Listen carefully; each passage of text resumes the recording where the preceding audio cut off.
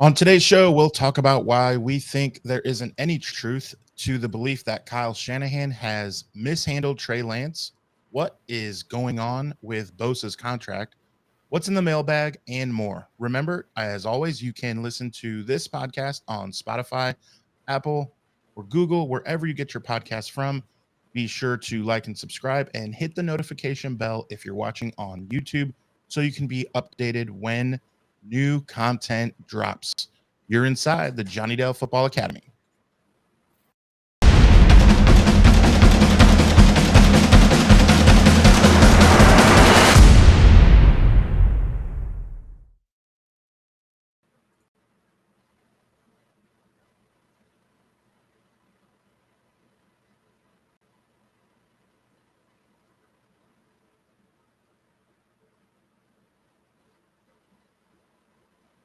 By taking you through and dissecting game film and diving deeper into the game. We'll go over why the X's zig and the O's zag. I am Adam Marino. As always, remember to watch/listen to us on Spotify and Apple. And the usual suspects are going to be Johnny Dell's FA on Twitter, where we are live. And we are live on Facebook as well at Johnny Dell's Football Academy. Remember, you can email us at JonnydelsFootballAcademy@gmail.com, where we're going to get into some mailbag questions today, and we'll be doing that throughout the season. So, Mr. Johnny Dell, what did you think of the game against the Broncos? I thought it was a pretty good game. It was in the sense of exciting to watch, fun to watch. It was, I felt like it was one of the better 49ers. Yeah, it was a 1-point game. You were actually into it in the fourth quarter. You were emotionally invested in to some degree. We were all wanting to tune in to see, would Jake Moody hit the kick?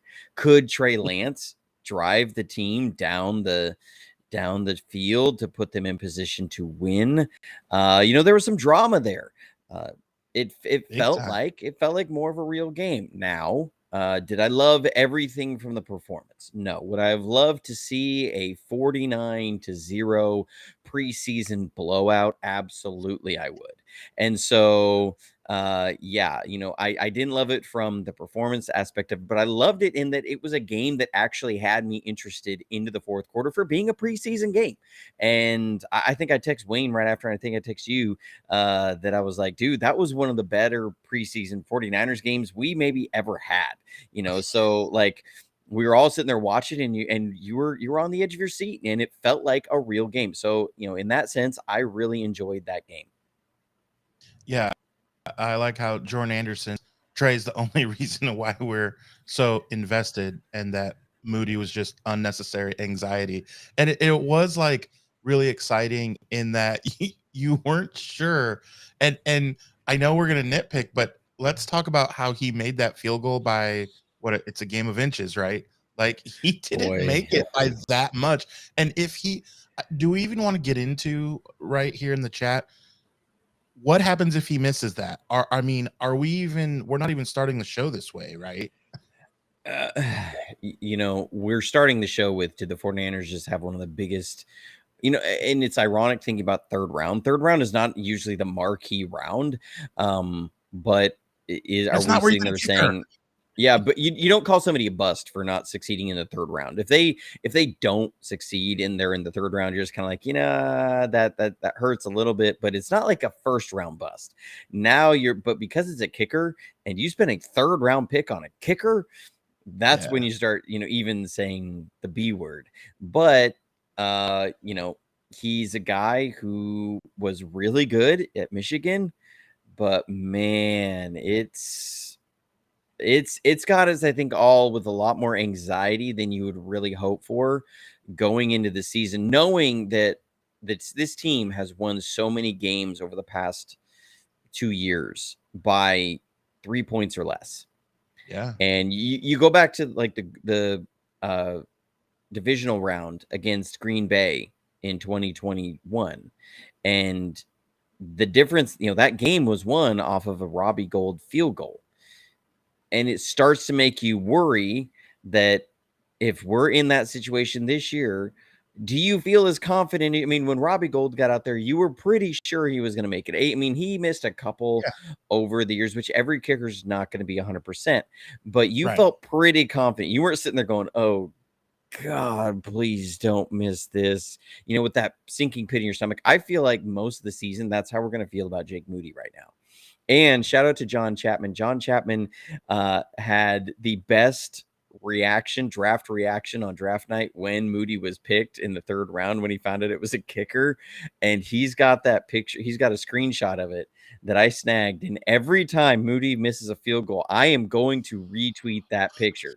Like, I'm going to put that picture out there just because it's that amazing. So, John Chapman, if you hear this, just know I'm putting that picture of your reaction to Jake Moody being kicked for every single miss. And hopefully that'll be very, very few times this season.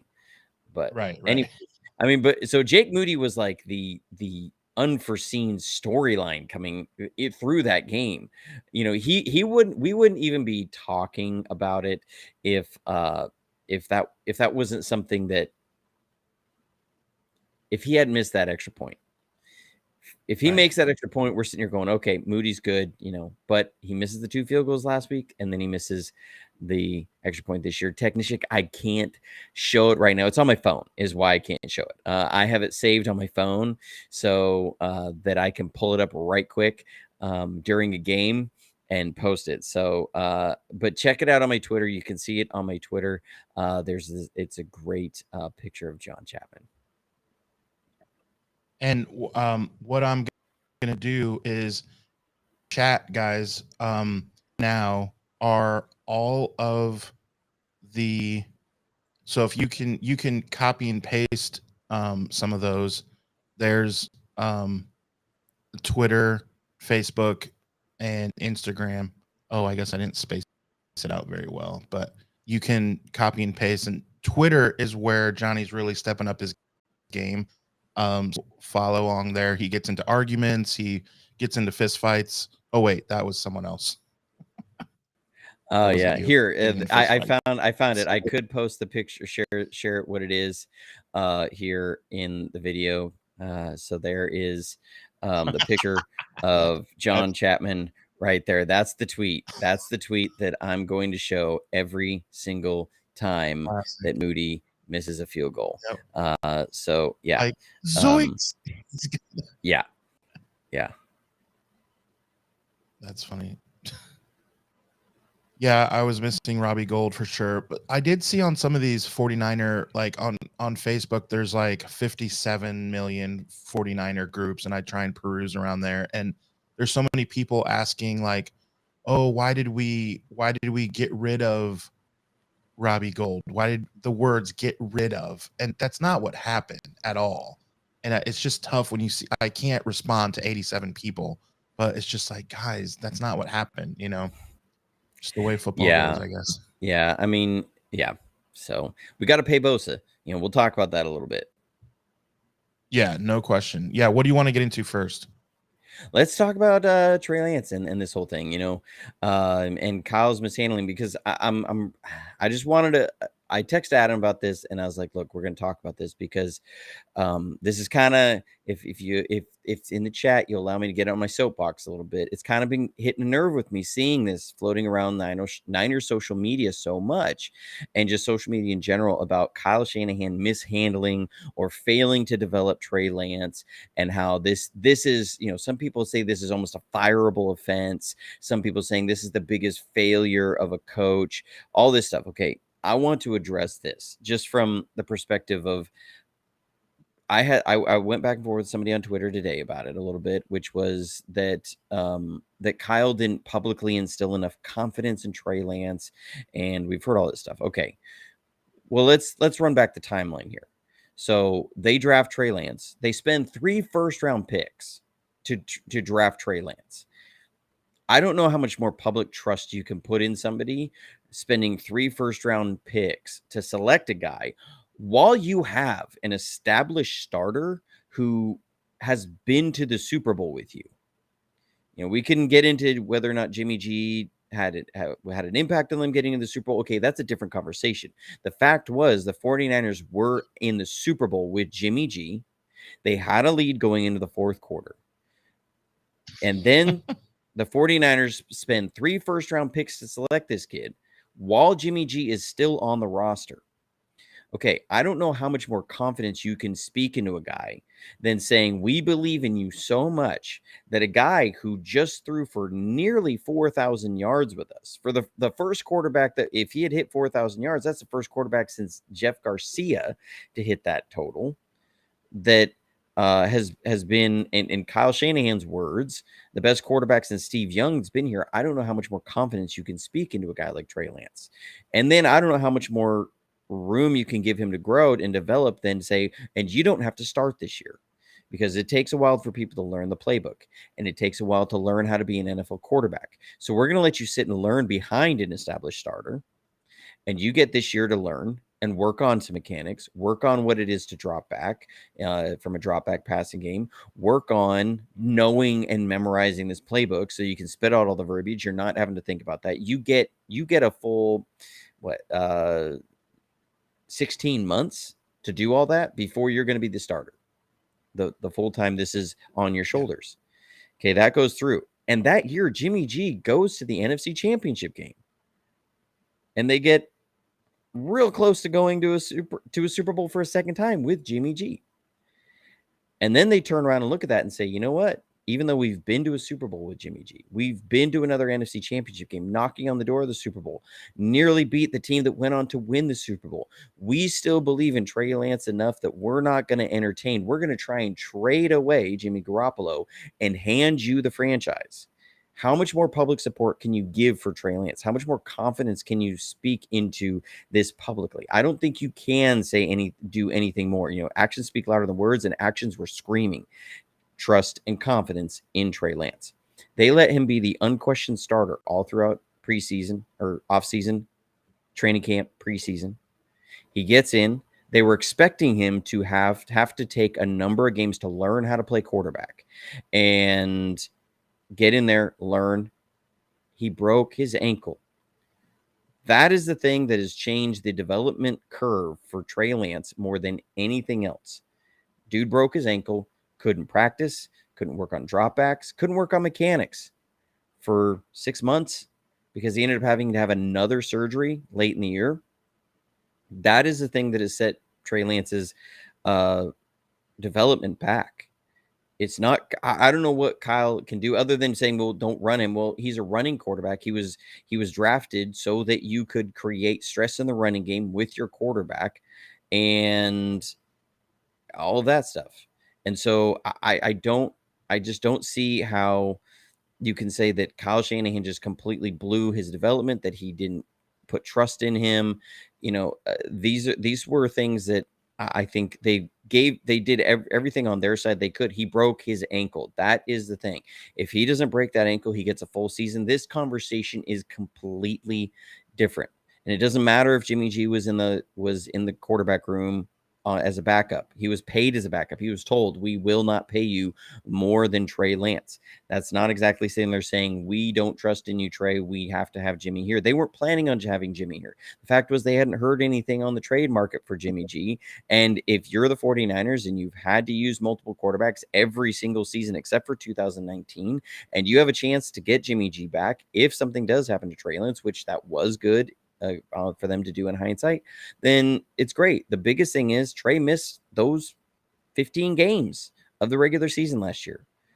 I just can't get there to say that Kyle Shanahan mishandled Trey Lance, that Kyle Shanahan did something wrong, that Kyle Shanahan and them blew this whole thing. Fact is, Trey Lance needed that year of starting. He needed to learn how to play quarterback. That has been evident on film. He is not ready to be a full-time starter.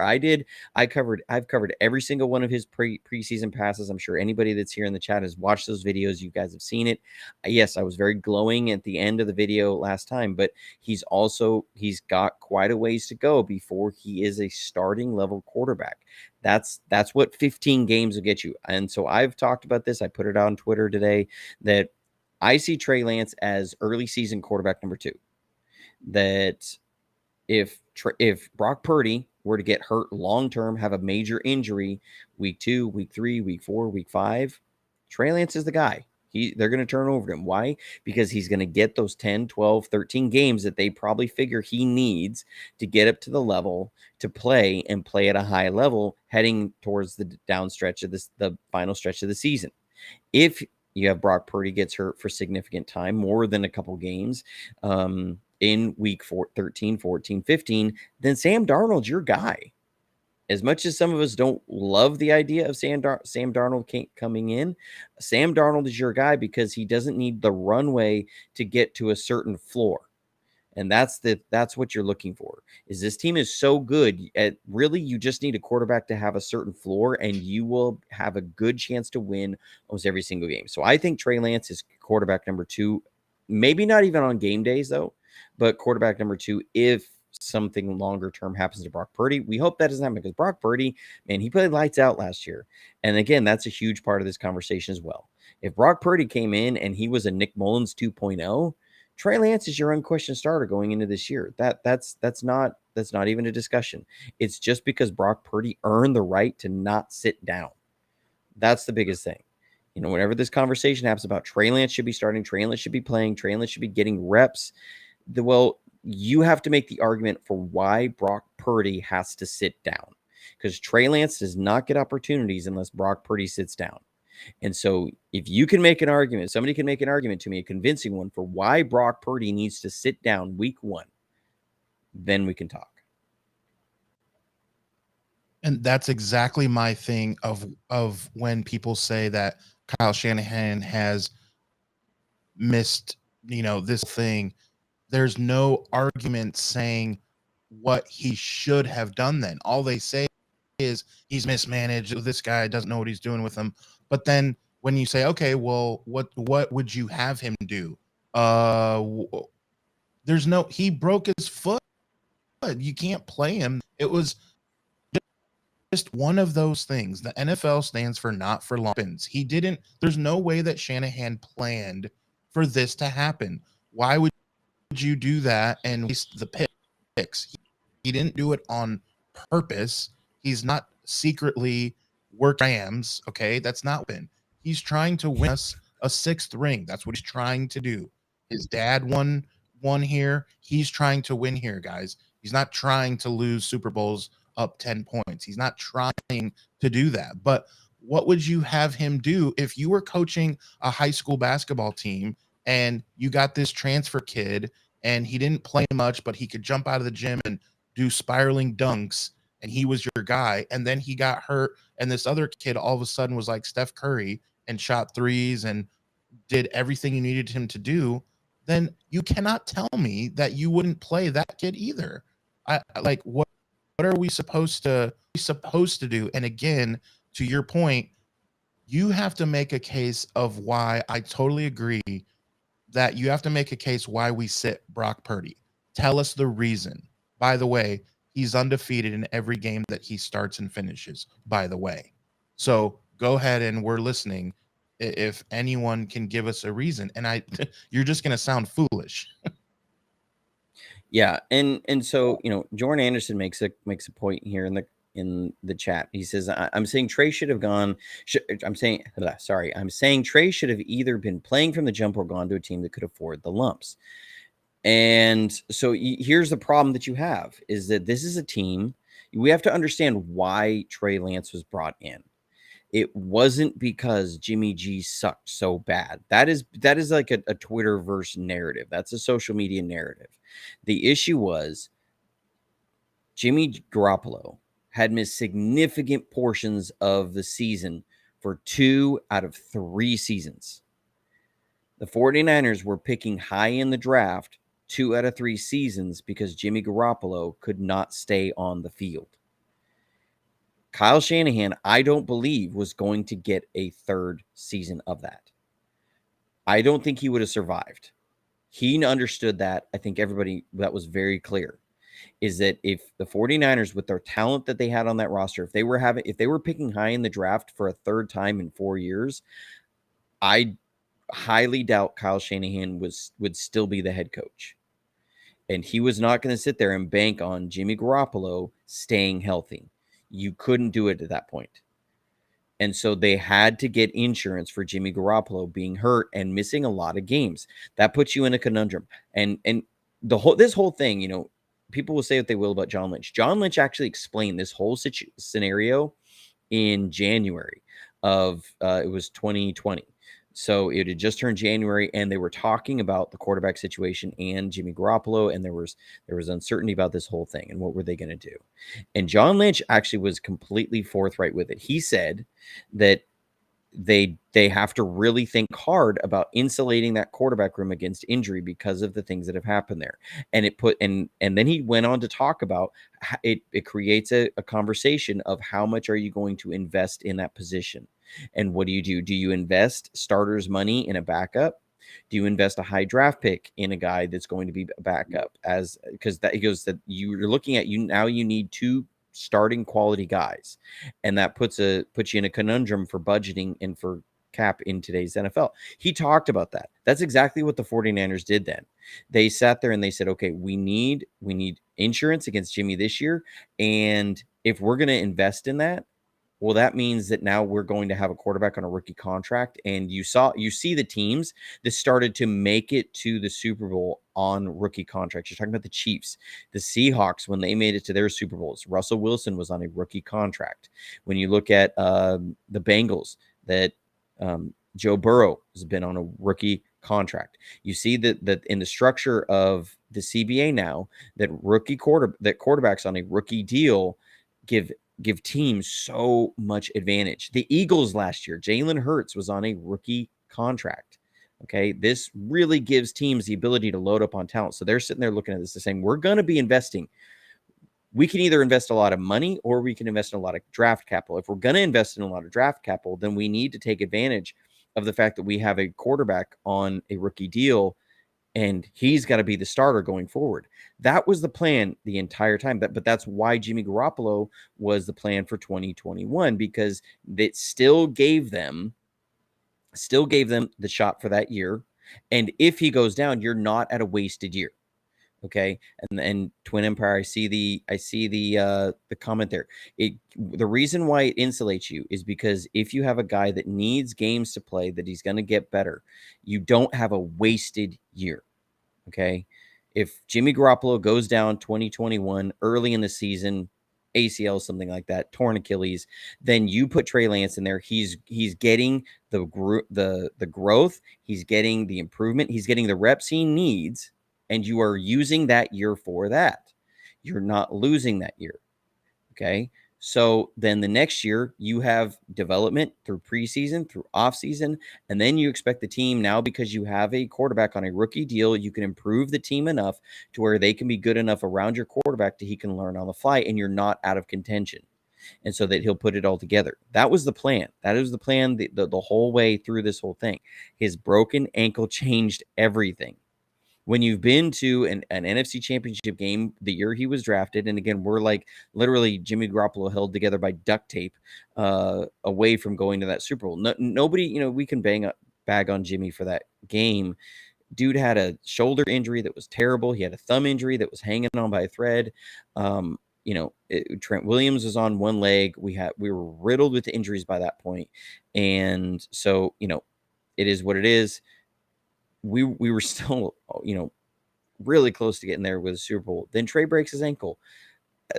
The plan was set up. It was looking like it was a smart plan, and the broken ankle went down. Why not play after the Texans game? Because Trey, there's this almost idea when you look back at the Texans game that Trey played really, really well. Trey played okay. He played pretty poorly for 2.5 quarters and then played pretty good for about a quarter and a half, but it was also against like the 26th ranked defense. They put up 24 points, and 24 points. We put up 23 points against the Chiefs last year, and everybody was clamoring for Garoppolo's head because we needed to put up way more points. Why is it suddenly okay for Trey to put up 24 points against a really bad defense, and he should be the starter from there on out? Then Jimmy has to go we scored 23 points against the Chiefs. I don't fully agree with that. The fact was Trey was not ready, and that wasn't the plan. He was also dealing with the finger issue. Like Trey, Jimmy Garoppolo gave them the best option. And you saw the first preseason game against the Raiders this year. You saw why. Because the short passing game, the quick passing game that this offense actually does rely on. It's not just a Jimmy Garoppolo thing. It's not just a Brock Purdy thing. You go back to Kyle's time in Atlanta. You go to his time in Cleveland. You go to his time with the Redskins. That short, quick passing game is so paramount to this offense. It's in every bit of this offense. It's not just a Jimmy thing. It's not just a Brock thing. Trey has to add that. He has to have that part of the game. It was not there. It was really showed up against the Texans and when he played against the Cardinals. That quick passing game, the processing, the game was moving so fast for him. He was not ready.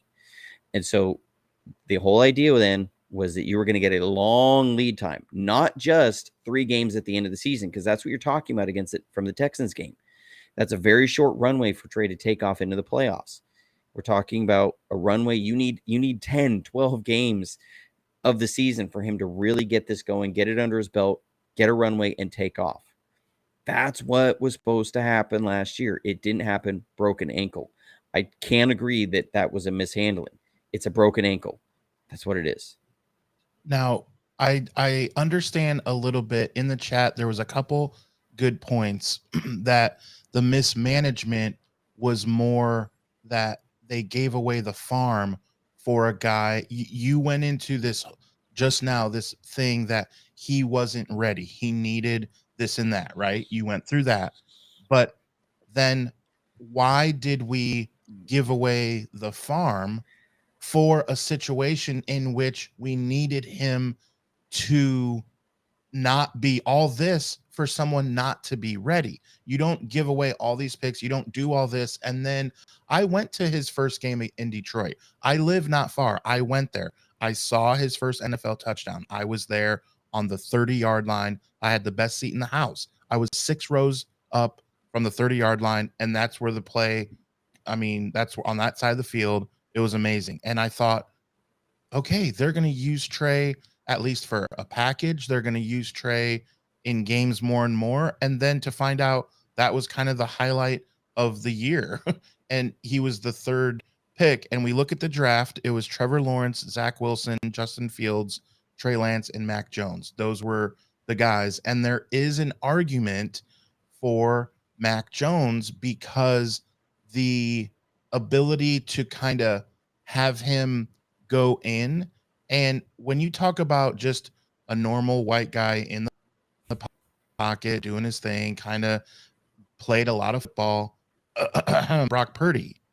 So Mac Jones was the quote unquote better version of, so that is where I can kind of like, okay, like that's something more to talk about when you talk about mishandling. What would you say to that?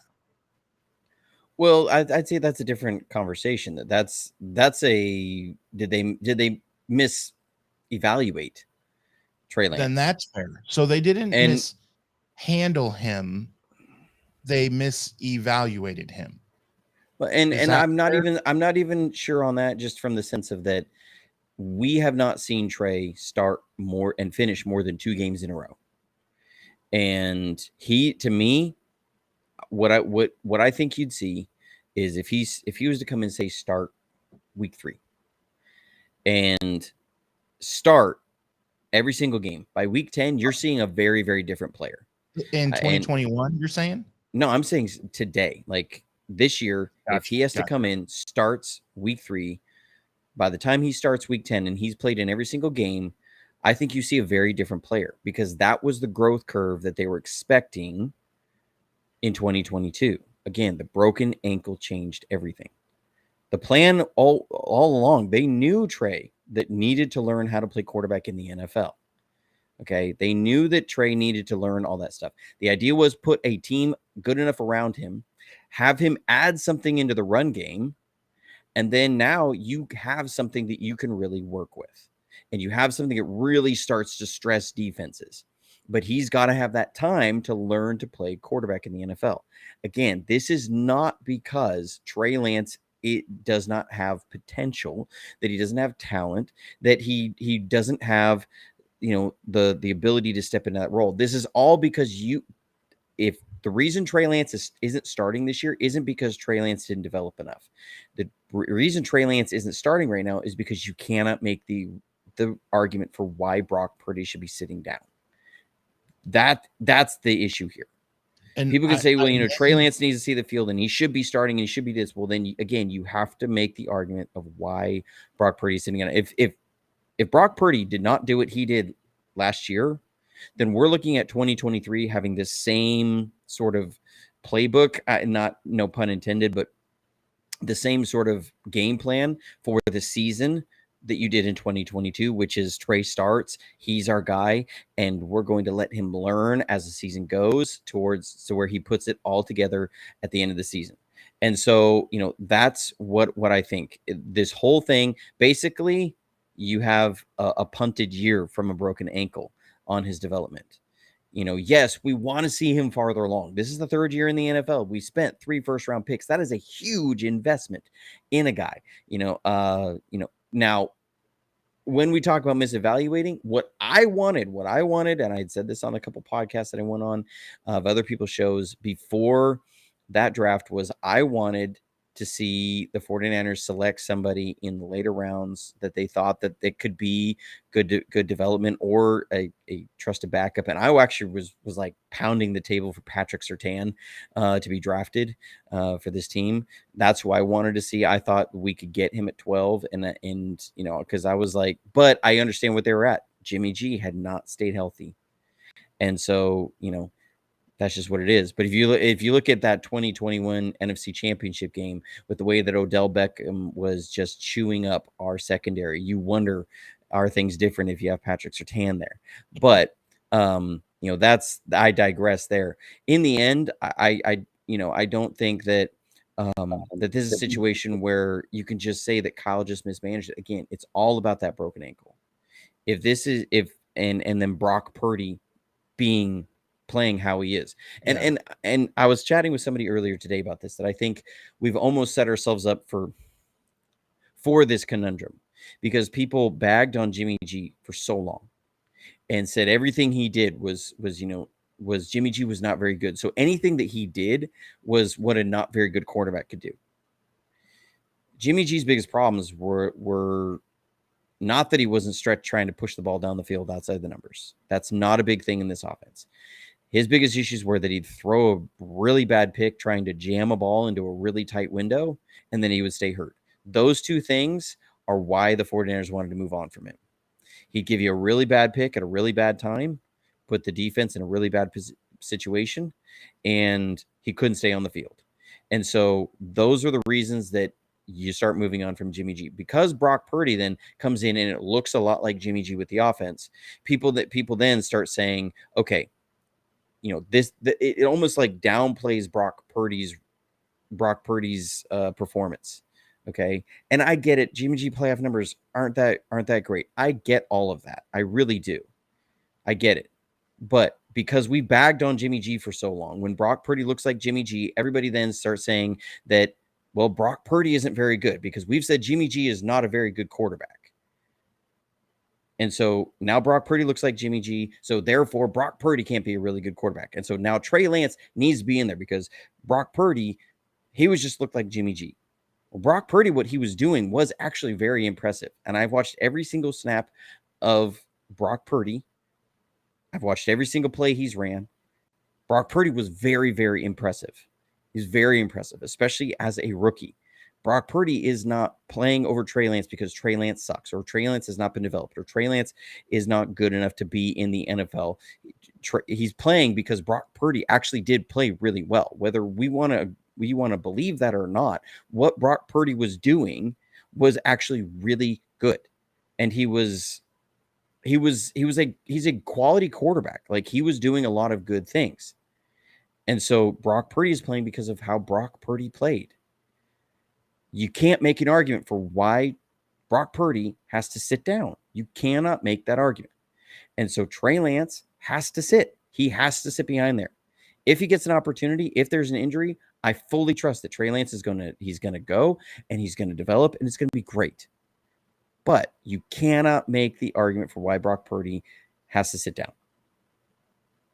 And I also think the film, I love, guys, if you have not seen the latest breakdown, I'm even in a separate folder on our shared drive, Johnny. I'm making for TikToks and Reels and all that. I'm making timelines of my favorite one is going to be where you show Brock Purdy his ability to get the ball out to Debo. Oh, what do you know? Like 40-yard gain. And then when Trey Lance runs the same exact play, you run it side by side. You run the plays side by side. And by the time Debo is pretty much getting tackled after running for, like 100 yards, by the time he's getting tackled, Trey Lance is throwing the ball. The timing is just not there because he didn't have enough time to play, because he broke his foot. That's what this all hinges on, is a foot. And we all get that.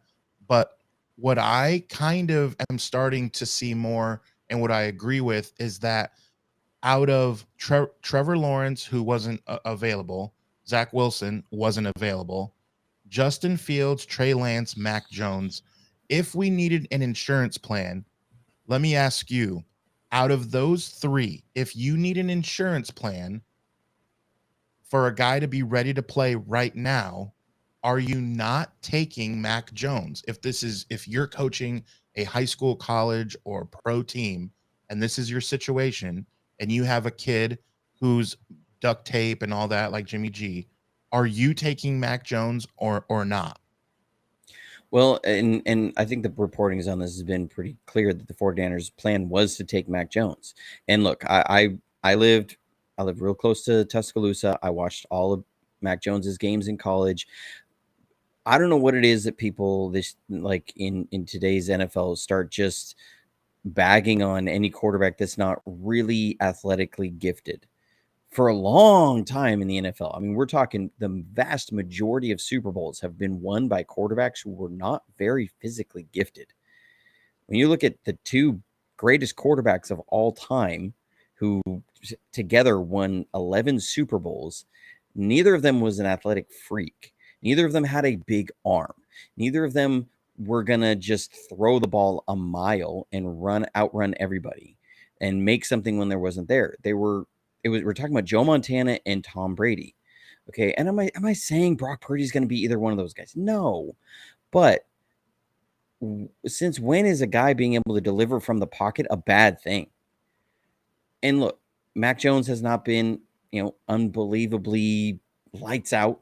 He's also been in on a very bad team. But the plan was to take Mac Jones. They felt comfortable enough looking at it that in Trevor Lawrence, Zach Wilson, Mac Jones, that at number 3, they were going to get somebody that they could really believe in. The fact was that they fell in love with Trey Lance as the evaluation process went, because of now they thought, they looking at him, and I think, again, the growth curve has shown this, that you could get him to operate the passing game, and then all of a sudden you add the ability to add a quarterback as a runner to add to your run game. Kyle Shanahan loves the run game. We get so quarterback focused, we forget Kyle Shanahan loves the freaking run game. If it was up to Kyle Shanahan, if he could get away with it, every game would be 50 runs every single game. That would be Kyle Shanahan.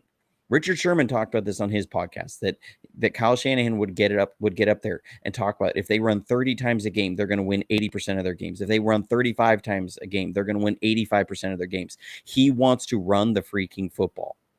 And so when you have the ability to add a quarterback into that and help your run game out even more, and then put the whole position together, okay, that's when they fall in love with Trey Lance.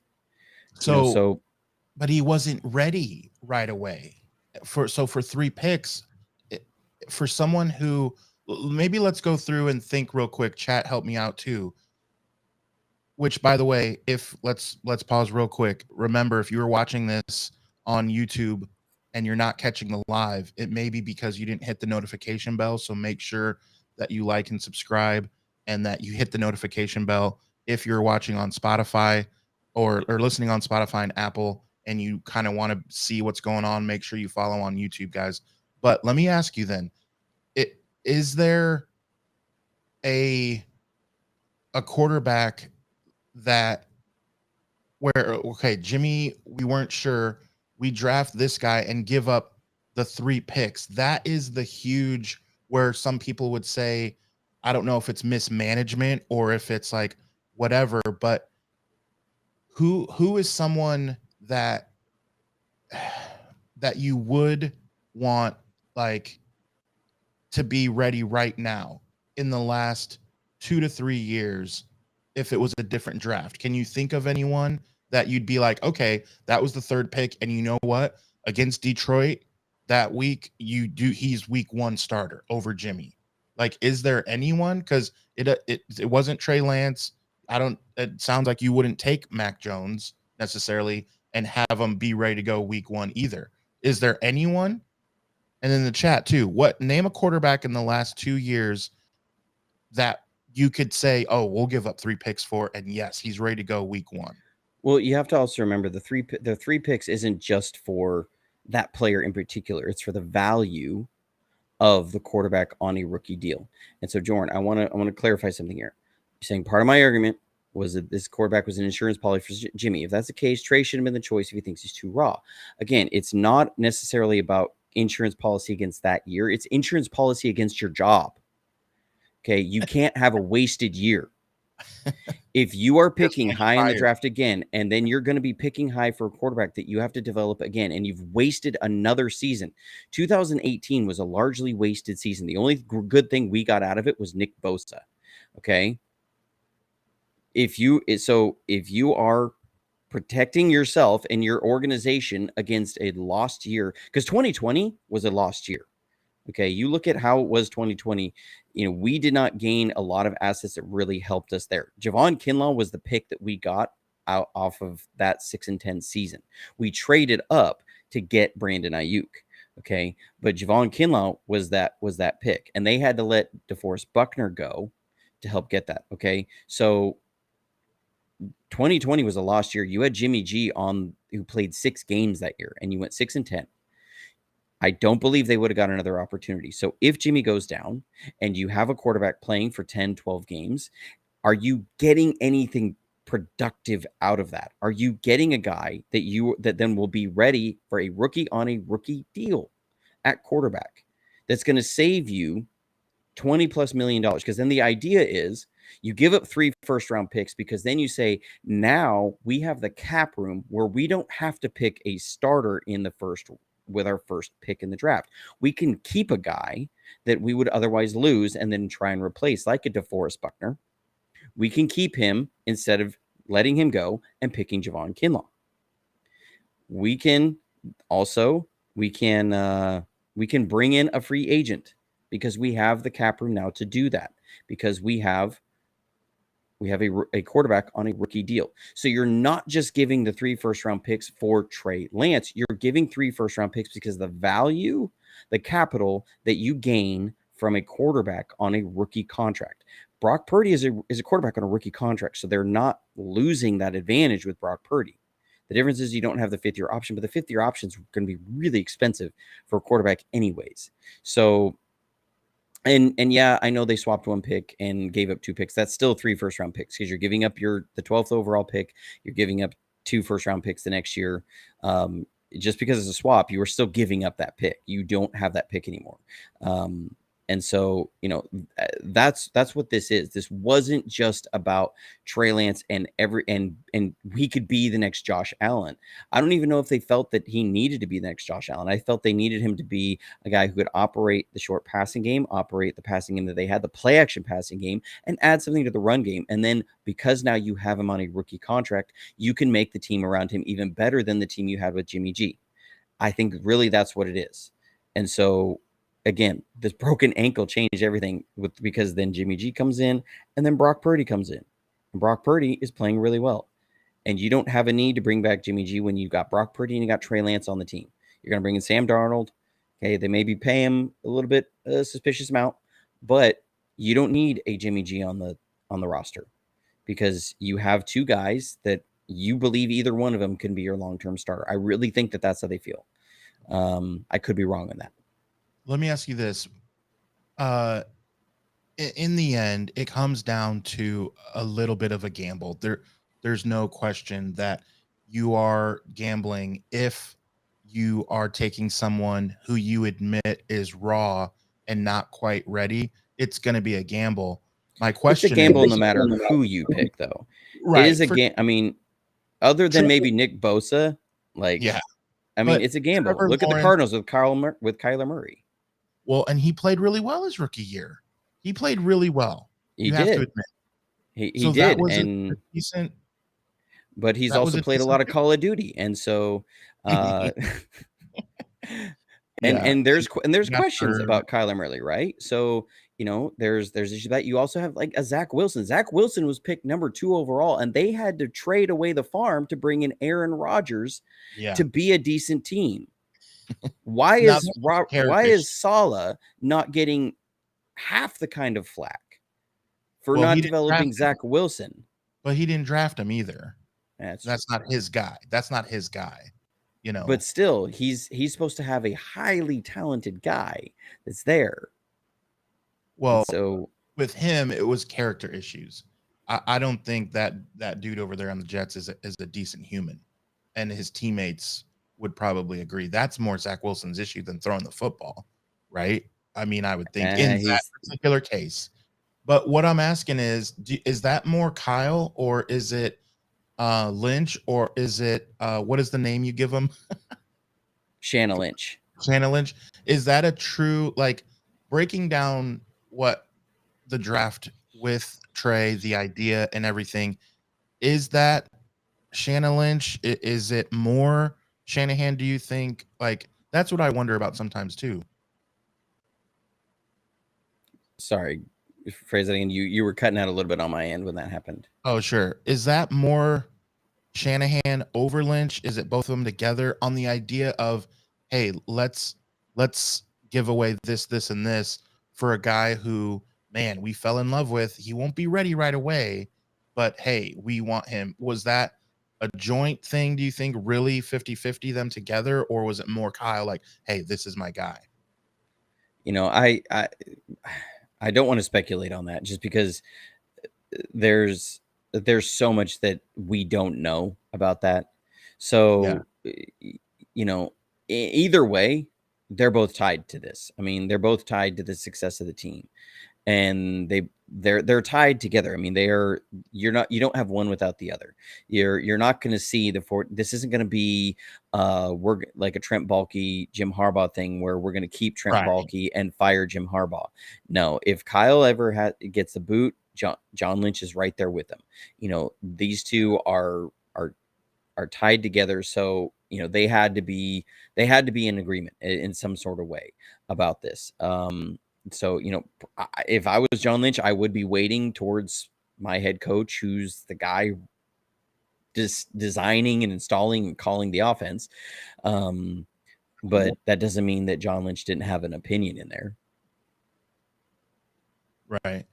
It's just interesting to see, like, we're talking about this, that the chat is getting fired up. We're getting fired up. It's been 50 minutes of nonstop. And I'm not saying that's bad, but what my point is that all of us have never coached in the NFL or been a GM of the NFL or played in the NFL. And it's like, we have these opinions, and we would agree that we're probably not as smart as those two guys, and yet we're so, like, dissecting this and picking it apart. And I just think it's fascinating. I definitely understand 90% of the comments in the chat right now. I definitely understand. Like, it's like, yeah, why did they do this? If this, then why this? Like, if you need an insurance plan, why do you get a guy who's raw? You should have got either don't trade and just get a guy, or hello, can we just maybe look at free agency or a trade, or do we have to draft a quarterback? Was like, well, and the story is also that they were looking at those things, and that Kyle Shanahan was looking into Matthew Stafford, and then the Rams just pulled the trigger right away. And there's, they've been linked to Aaron Rodgers for a little while. So there was all of that. It's not saying that they didn't look at anything else. And, so it's a situation where I go, yeah, I see on the surface level why some of these things, but it just doesn't, I don't think any of this holds up to long-term logic, because in the end, it was about the broken ankle. That's what we're talking about here. It's a broken ankle. You're inches away from a Super Bowl in 2021. You got a broken ankle, and even on with your third string quarterback, you're inches away from a Super Bowl. So it's not like this team. You're not promised to be playing in a championship game, right? In a conference championship game. Look at the Bills. The Bills last year didn't make it to the conference championship game. They got beat by the Bengals at home because they couldn't run the stinking ball with a quarterback that everybody hopes that Trey Lance turns into, with Josh Allen. Maybe one of the physically most gifted quarterbacks in the NFL right now. And they got embarrassed. Yeah, they got embarrassed by the Bengals at home because they couldn't run the ball in the snow. That's why they lost. And so, look, it's in the end, it's because you got a broken ankle. It's not easy to make it to the championship games, the conference championship games. It's not easy to go that far. And so people acting like, well, we just had such a great team, we should just been there. I don't buy that. You have to get decent play from, and the offense has to be at least running in a way that works. I just I can't put a lot. I can't agree with everything on there. The skill spots are okay. Stephon Diggs is one of the best receivers in the NFL. The 49ers do not have a route runner like Stephon Diggs. Brandon Ayuk, I hope becomes that this year. There's been rumors that out of camp, but the Bills built themselves around throwing the football with Josh Allen. That's why they moved on from Greg Roman. The fact was they couldn't run the ball. When you get into the playoffs, it's about running the ball. Patrick Mahomes only threw for 140 yards in the Super Bowl last year. Pacheco ran for 140.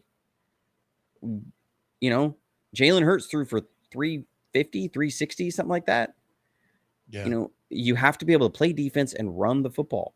You have to be able to do those things. What was the play that sealed the 49ers' fate against the Chiefs in that Super Bowl? It was when they broke off a 40-yard run. We couldn't run the ball. We didn't run the ball in the fourth quarter in the Super Bowl. You have to be able to do those things. We make it all about the quarterbacks, all about the quarterbacks, all about I get why. But you have to be able to run the ball. You have to be able to play defense in the playoffs in January. And so, all these things about the quarterbacks, we could talk for 5 hours. What do you make of Shanahan saying today, when asked, how do you think the situation with Bosa is going? And he says, I think it's going as expected. Really? You expected it to take this long where we're this close to the season and he's not on the field at all? Well, I think that they figured that they were going to be playing chicken on this one for a while. Bosa is going to reset the market. The question is how much up front, how much guaranteed money, how much bonus money, all that kind of stuff. Is he wanting 38, 39, 40? What's the number there? So, I think they're going to get there. Bosa doesn't want to miss time. 49ers don't want him to miss time. I think they're working towards something there. He had on his Instagram that he was in New York. His agent works in New York. He was obviously in a building pretty high up in New York. So, hopefully he was there. He's in in there to be in the room with his agent for, let's speed up these negotiations. Let's stop the emailing back and forth. Let's stop the texting back and forth, the phone calls back and forth. We're going to be in the room. Let's get on a conference call. We're all going to be here and we're going to agree to terms. And this is how it's going to work. These are very, very complex contracts. And it could be silly language. I know there's been different contracts. Like I live in a small town in Alabama. We had a guy make it to the NFL here. And, he's like the local celebrity. But I remember him telling some people around town that he didn't want us putting pictures of him riding his motorcycle around town because that was actually a violation of his contract, that his contract stipulated that he could not ride any 2 or 3 wheeled vehicles. And so, it can be silly language like this. These contracts are very complex. It can be, I know there's been players over the years who've been had it in their contracts that they can't play like a pickup basketball game because they don't want them getting hurt away from there. So, there's certain things when you're starting to ask for a lot of guaranteed money, the team is going to want to insulate themselves against your extracurricular activities. And so, there's going to be funky language with this, and it could be things like that.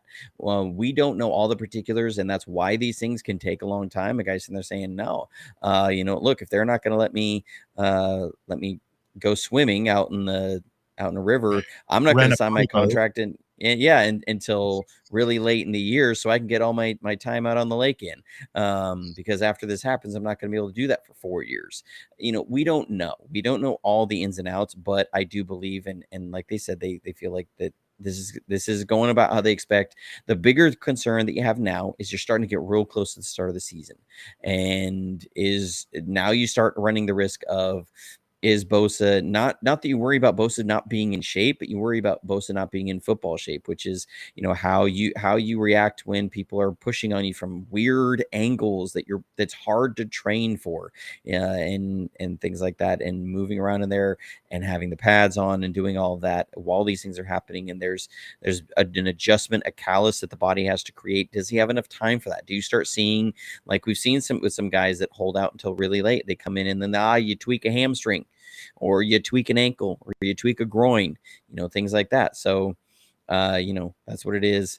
And that's my concern at this point, but I do believe it will get settled. The just question is Bosa then going to be able to be in it for the long haul this season?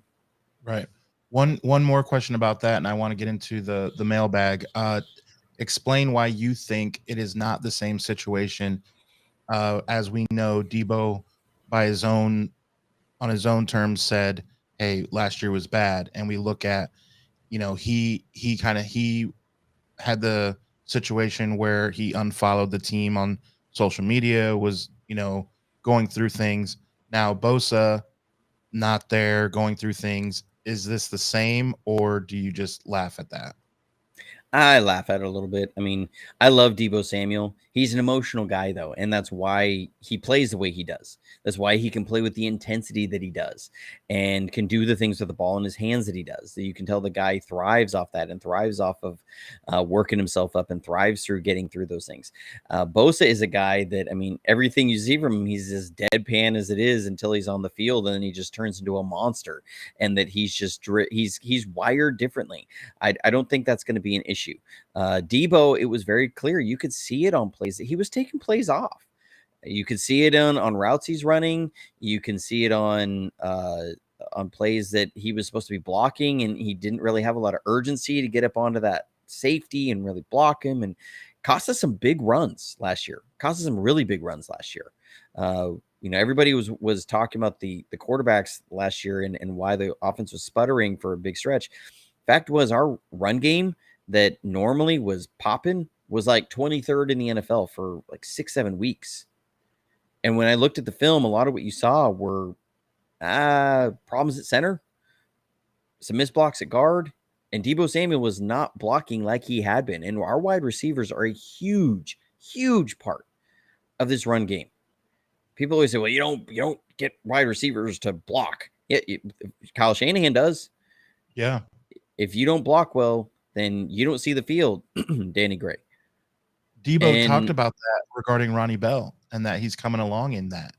I Yeah, thought that was because and look, there you don't have to believe me. You can find a clip of Mike McDaniels talking for this for like 5 minutes on YouTube. He's at a coaching clinic and he's sitting there dropping F-bomb after F-bomb about why it is so important for the wide receivers to get involved and block in the running game.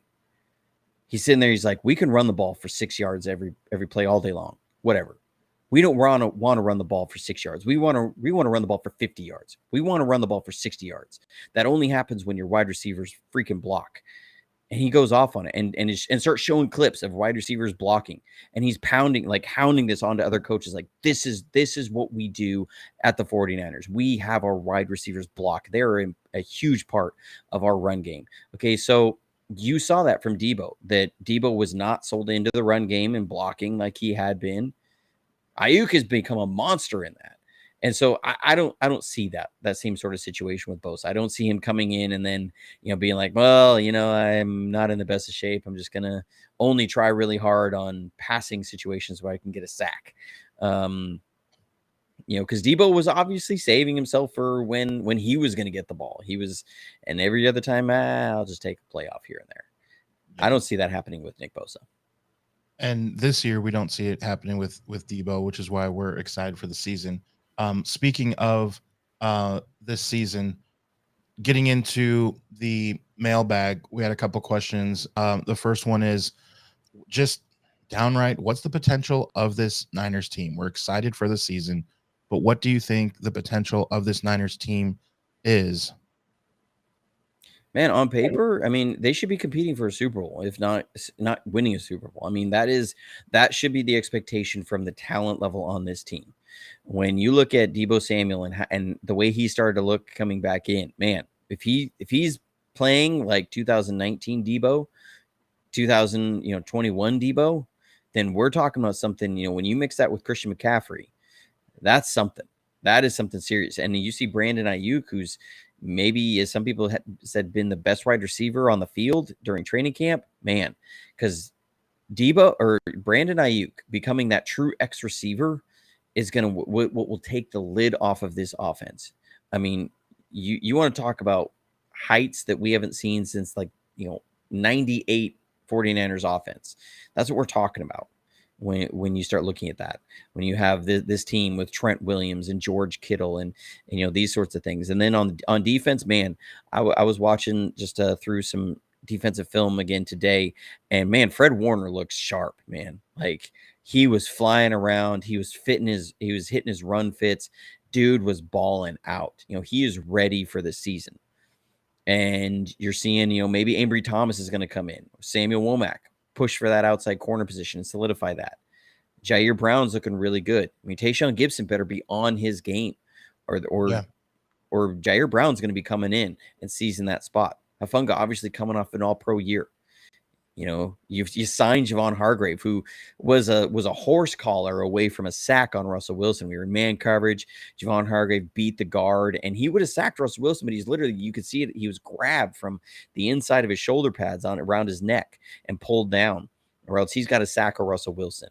And the defensive line has the ability. We got the linebackers, you got the DBs, you got the offense. There is no reason the 49ers, outside of injury, should not be in the Super Bowl.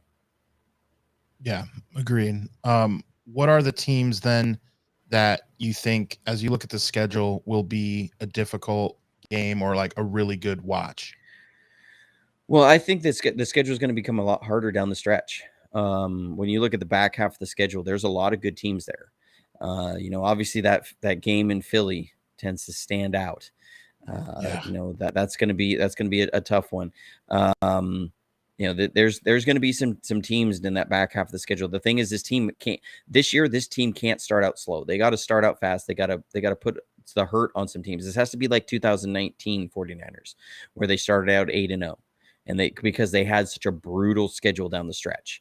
I mean, when you look at that schedule down the stretch that they had in 2019, it was like 6 out of their last 7 games were against playoff teams, something like that. And they had a 3-game stretch in a row where all the teams they were facing were 10+ win teams. I mean, that was a brutal stretch. And so, they need to be able to start fast like that, win the games you should at the front end of the schedule, because the back end of your schedule is going to be really tough. So, that's where it is. You gotta jump on the teams that you can, because like I said, that, if injuries start piling up, man, the back half of the schedule is going to be tough. Yeah. Again, it's always going to be being healthy for sure. We hate saying that because we say it more than any other team because we lead the league in the last 3 years of missed games by starters. But yes, definitely agreed. What about with so much focus on Trey Lance? What's Purdy's ceiling and how can he improve from last year? Purdy's ceiling, that's one that I hate when people start saying, well, he's got a lower ceiling than Trey Lance. And I say, well, okay, if we put both into Madden, and you jack up throwing power to 99 and you throw up speed to 92 and you do all this stuff, okay, well, yeah, Trey Lance is going to be your Madden quarterback. Because Brock Purdy's you're not going to be able to do those things to Brock Purdy in Madden.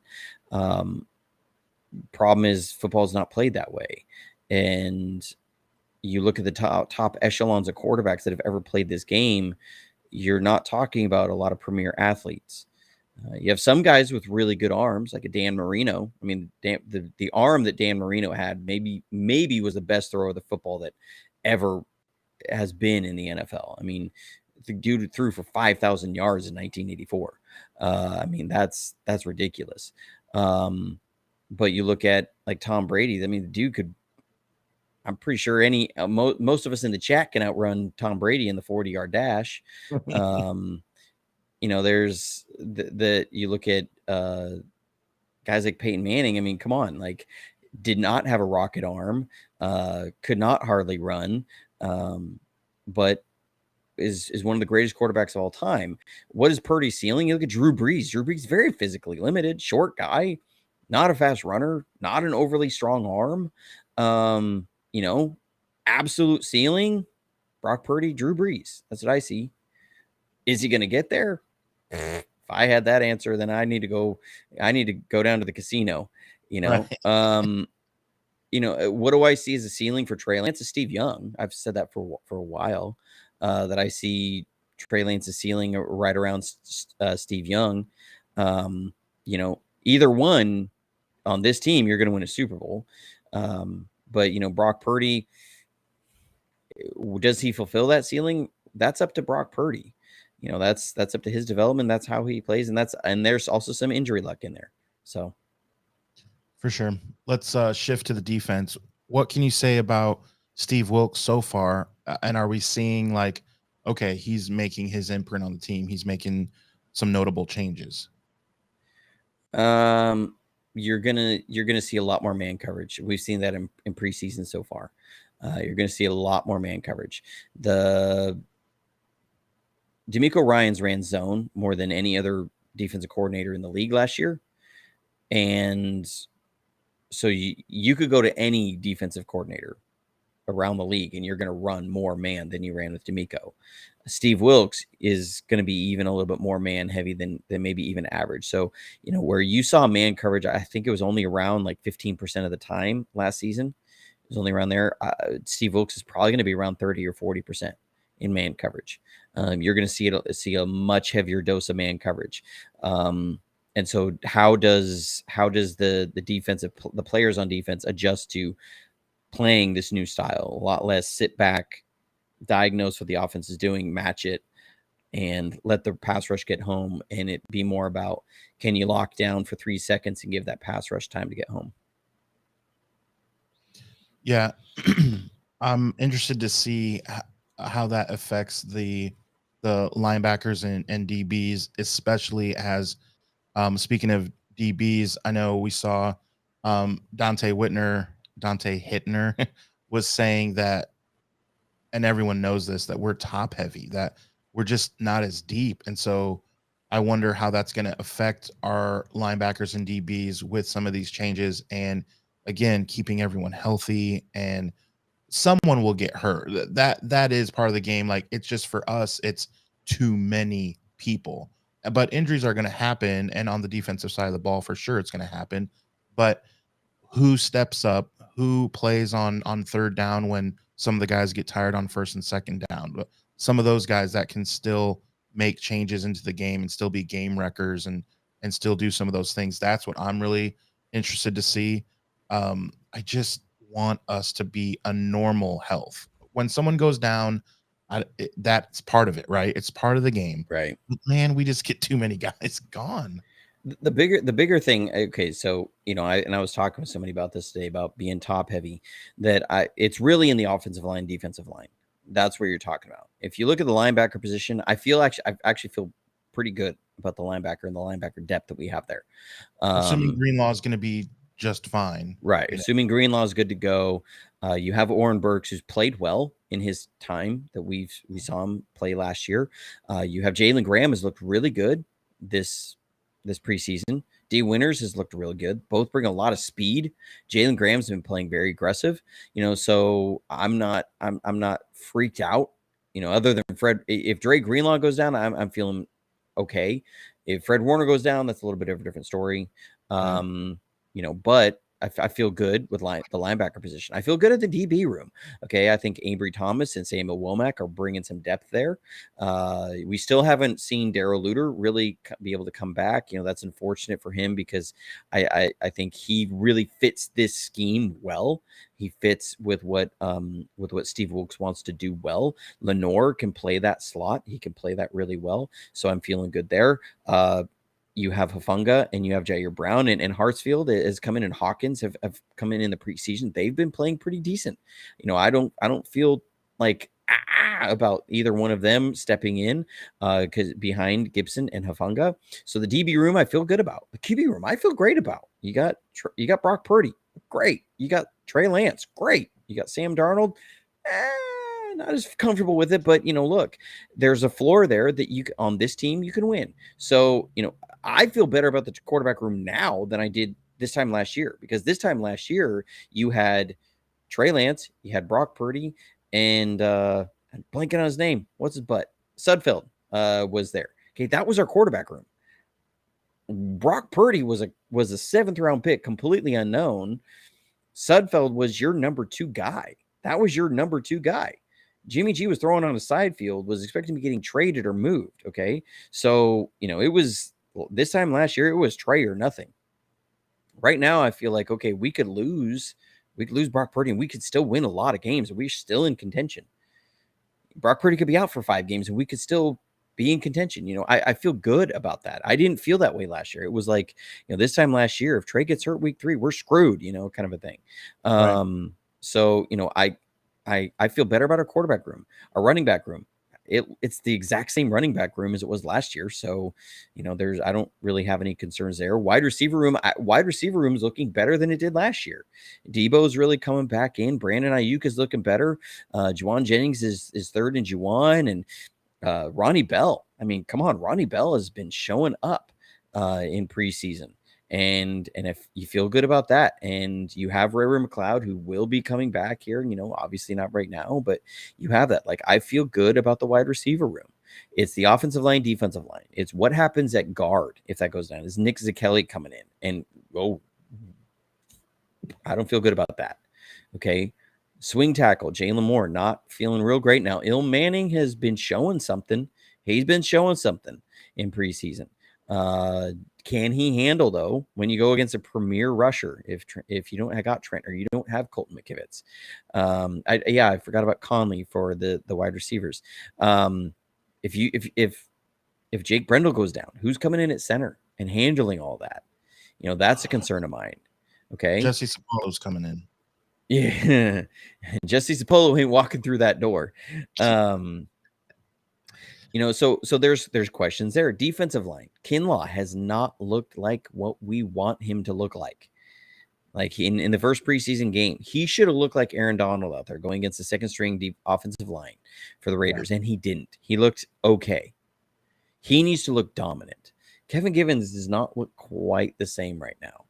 Kevin Givens doesn't look quite the same. There's questions at edge. What's going to happen there? Kerry Hyder, he's been solid.